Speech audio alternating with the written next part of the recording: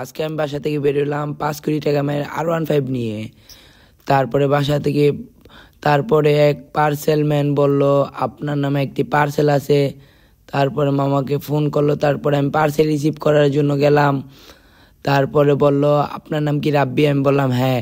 তারপরে বলল ভাই আপনার পার্সেলের দাম হলো 820 টাকা। তারপরে আমি মামাকে 820 টাকা দিয়ে পার্সেল নিয়ে তারপরে আবার আরও 5 কোটি টাকা R15 উঠে গেলাম।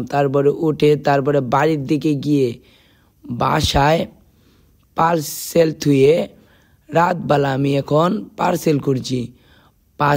পার্সেলের ভিতরে ছিল স্ট্যান্ড, তারপরে মাইক, অনেক ভালো কোয়ালিটির মাইক ছিল, অনেক ভালো কোয়ালিটির সব কিছু ছিল। আর ভিডিওটা ভালো লাগলে সবাই লাইক সাবস্ক্রাইব করবেন।